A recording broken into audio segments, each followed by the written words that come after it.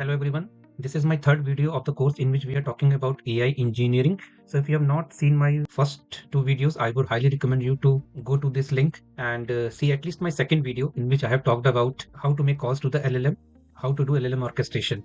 But if you already know about this concept, so you can directly jump to this lecture in which we will be talking about AI agents, and we will cover both the theory as well as the practical here. So this is the agenda today.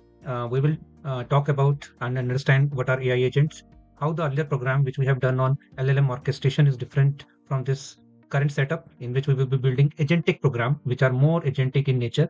And basically we will be building two programs, and a basic agent and an advanced agent. Not advanced, I will say it is an intermediate agent. So by the end of session, you will understand the core concept of AI agent and have built two working agents, a basic tool calling agent and intermediate multi-step agent with having the state management. So yeah, I'm excited to undertake this journey and complete it. So guys, let's start.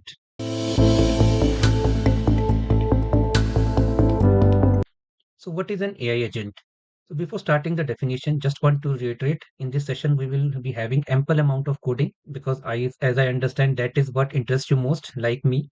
But covering some of the important bits of theory is also essential because in the end of the programs, I will show you what we have achieved. It will also help you to understand how our programs have gradually become more agentic in nature. So yeah, let's start. An AI agent is a system that leverages an AI model to interact with its environment in order to achieve a user-defined objective. So first point to notice, it should have a user-defined objective and it can interact with its environment.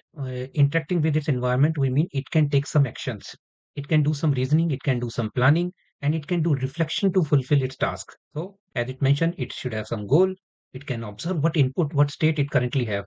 The tool it can invoke. On the basis of that, it does some planning. Then on the basis of that, it do some acts like, it can call API, database, some other tools, some other functions, and then it can reason and reflect whether the user defined objectives are fulfilled or not. And then it reiterates until the stopping condition is met, until it realizes that yes, I have achieved the user defined objective. In simpler terms, an AI agent is a system where LLM output controls the program workflow. So we call it agent because it has an agency. What is agency? Agency is the ability to interact with and affects its environment, basically to take some action. So before moving forward, there is a one concept which confused me, and I think it confuses other people also. What is the difference between agency and autonomy? Now, agency is how much control does LLM output has over the system behavior, right? So LLM output, how much it is controlling your program workflow, whether your program can completely go in some other direction based on the LLM output or not. So that is agency. And autonomy is basically how much it can do without human approval. So there's a difference.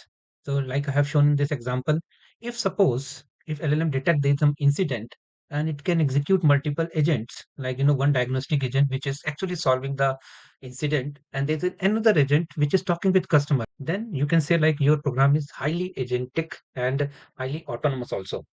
But suppose in the same program, if suppose LLM detects an outage or incident and we request an approval for human before it can go and do some diagnosis. So then it is basically, it has high agency because it has a capability to do various things, but it has a low autonomy because human must approve it, which is something preferred in production system also nowadays.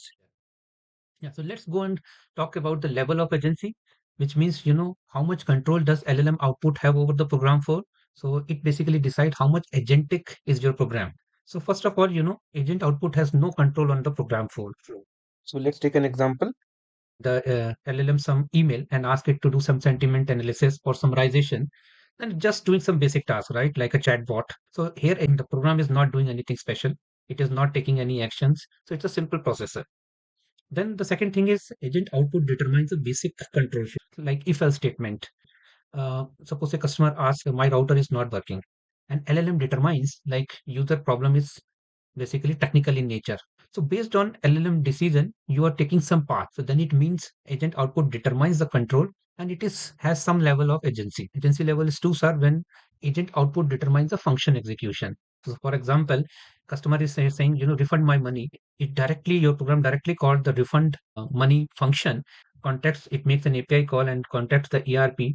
And then we can say like it has 2-star level of agency level. Then the next is agent output control iteration and continuation, right? So till the user objectives are not fulfilled, it is not like just one time execution and it will continue to iterate in loop. Then your program will become multi-step agent. And last, when one agentic workflow can start another agentic workflow. So first, one research agent will do some planning. The next agent to do will basic research. Then third will be do some advanced research involving web search and all. So here, one agentic workflow is starting another agent, right? So then it becomes full agentic. Now, generally, some people say this third level and fourth level are same because not every program you need multiple agents. So, but I think you have got the idea, like how your programs can become more and more agentic in nature.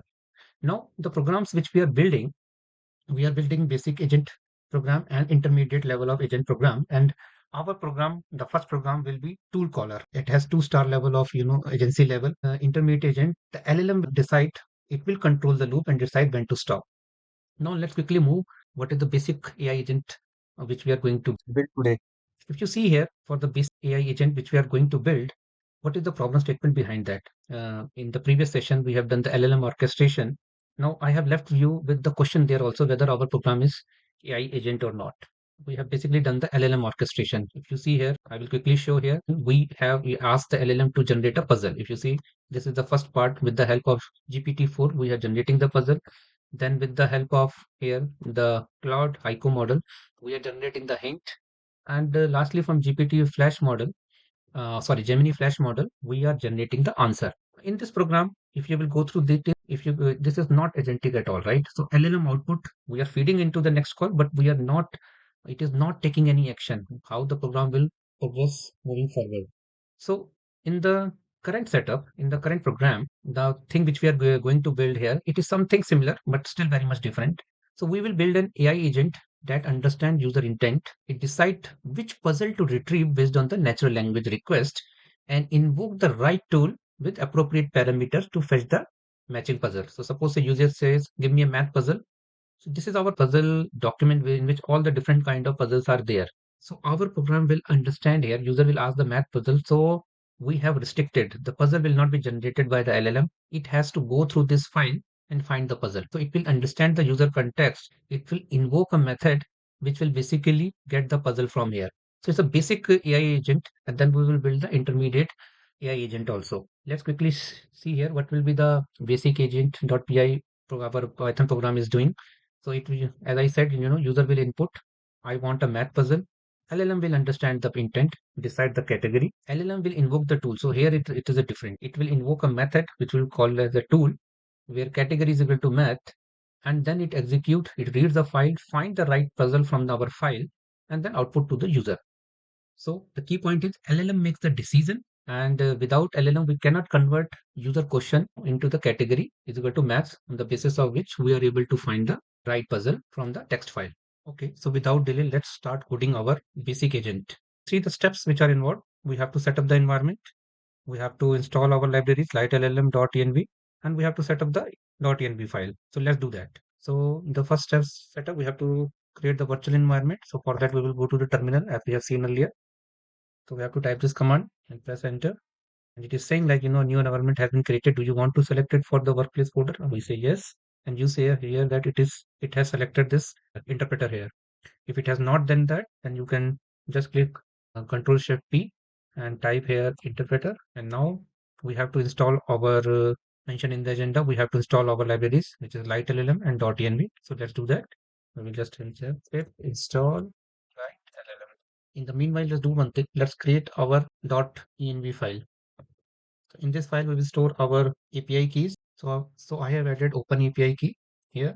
And in the meanwhile, I'm also finding that the lightlm is also installed. So let's quickly install our .env package. Yeah, it is also successfully done. Let's quickly start our coding. The first few lines are this. So we have to import the JSON library and RE, which is basically used for regular expressions. For some reason, it is showing to me that .env, and it is not able to recognize .env and light LLM. For what reasons? Let me quickly find out. Okay, guys, so we were at these lines, and these lines were throwing some errors.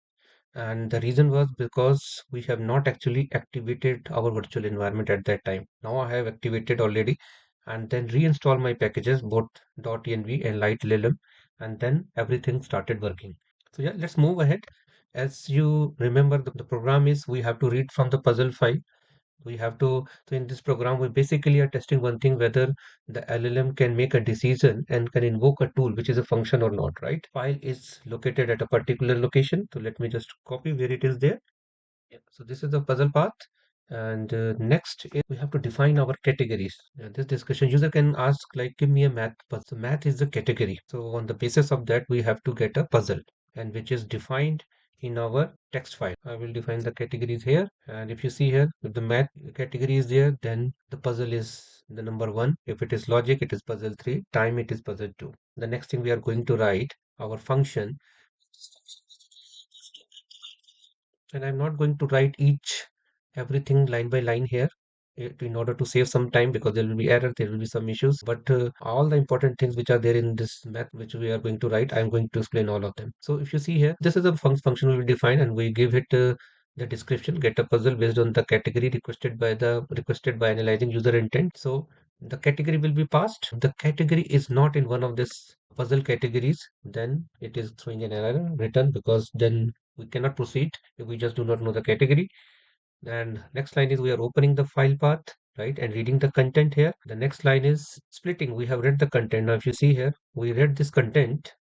So this is puzzle one, this is puzzle two, this is puzzle three. We are reading the content and we are splitting it. And then we are removing any white space characters. So what does that mean? This is the same line. So if we do not split, the content can be something like that. There will be blank spaces. There will be some blank spaces before the start. So we are removing everything. And after this line, basically, the puzzle content will be something like this. After doing this, so we are getting from the puzzle category puzzle number with the puzzle string with the number with this line. So puzzle category, we are passing it the category. So suppose we pass math, then it will give us the puzzle one. And then we are just, going through all the puzzles which we have got in our text file. And if we say like, if it starts with this particular letter, like puzzle one, then just return it. It will iterate through here. And suppose a puzzle two, it is there. Then as soon if it is find that the line start with puzzle two, it will return with this piece of, text. So, and if it is nothing is found, then it will give no matching file, no matching puzzle found in the file. If it is give, suppose say there's some error, it first checks maybe like the file is not found, maybe the file is not present at its location, then it gives some error, or for any other exception, we return the error as it is. So we are here basically registering. So we can say here, yes, so I think Copilot is doing this job, mapping of tool function. So this basically tell us if you get string like this, and you will see like LLM will return the string, then call this function, get puzzle. So it is kind of registry. Now, but first let me write the next piece of code, which is very important. So if you will see here, this piece of code, now this is the key.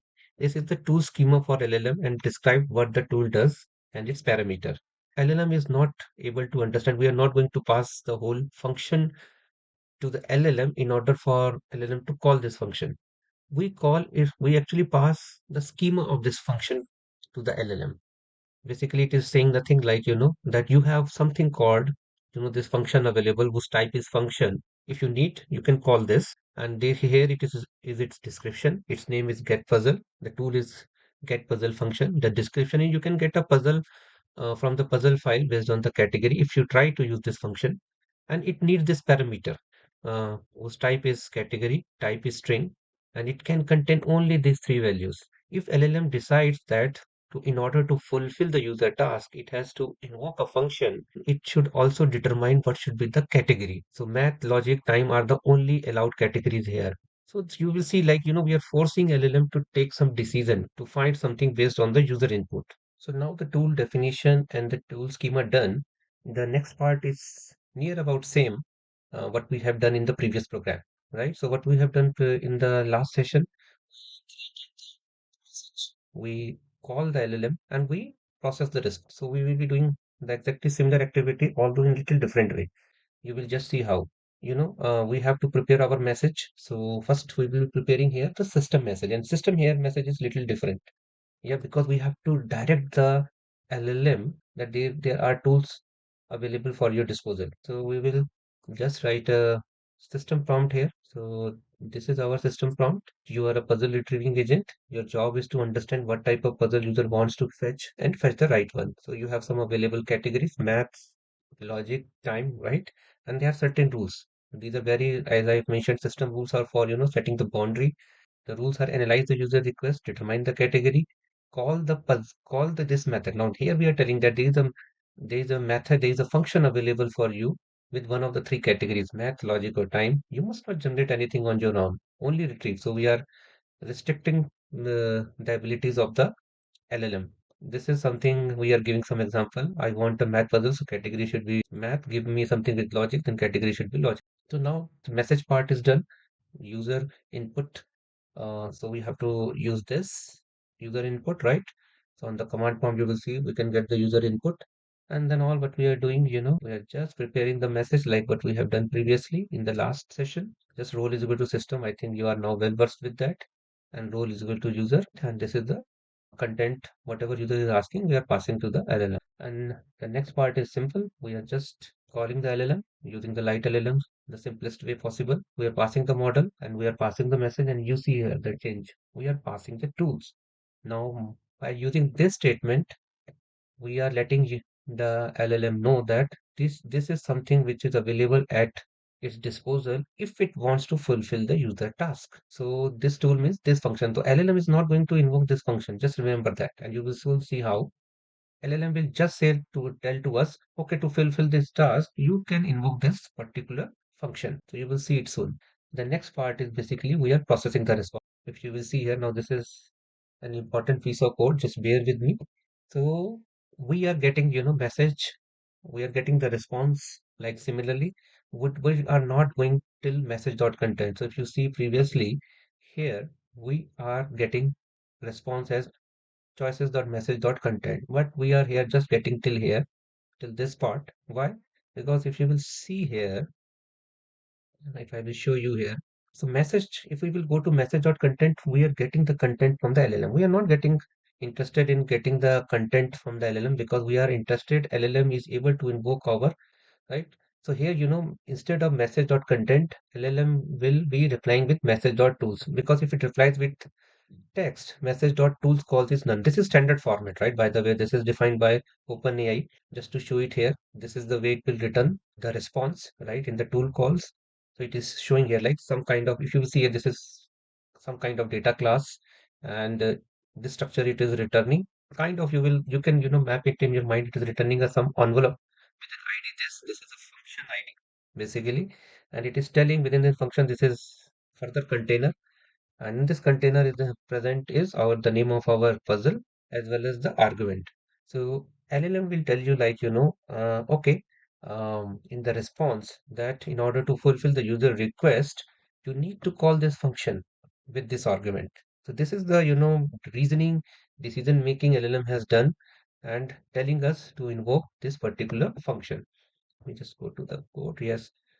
So so here we are just saying like, if there is nothing in the message dot tool call is not there, it is blank, then just LLM has given any response, then just print this response.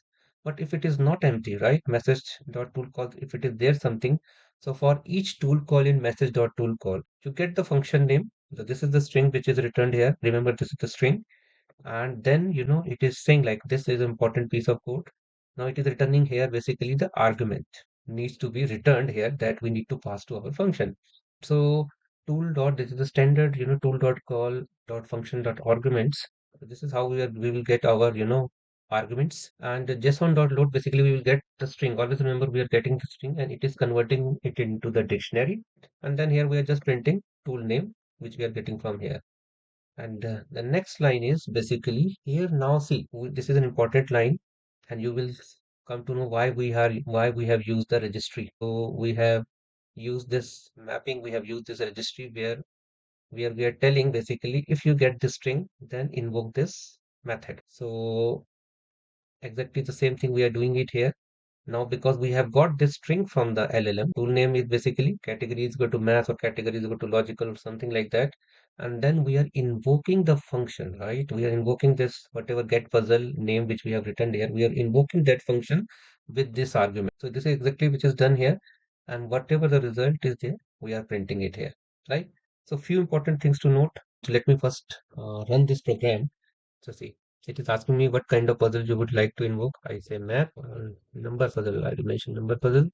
So see, it is saying like decision, the thing which we have printed, user wants a math puzzle, right? I mentioned number puzzle, it is saying it is able to recognize the intent of the user, and it is calling this tool get puzzle.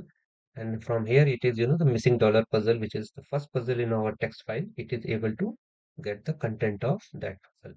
LLM basically, again, the point to note here, it is able to make use of this tool, as it is able to make use of this, able to get call the get puzzle function. But remember one thing here, this line is important. It is not directly calling it. It is asking us. It is asking us to fulfill the user request. You have to invoke this function. Let's just go through level of agency slides once more. Our program is just double star. It has agency level of 2 because agent is outputting something and it is determining the function execution. It is not directly calling it. I hope this point is clear to you now. And once we will move ahead, you have seen here, like, it is very basic program. I know we have not done anything spectacular, but it will give you the idea like we are making our program more agentic. Here it is 2 star. So the output is having now some control over the workflow. But in the next session, we will cover our intermediate agent, which is more agentic in nature because we will be introducing the agent loop, right? And we will be using the state tracking. And there will be multiple tools which will be working together. Just, stay with me, go through this program. I will upload everything, in the GitHub so that you can work on your own at your own pace and just get back with your comments. Okay, thank you everyone.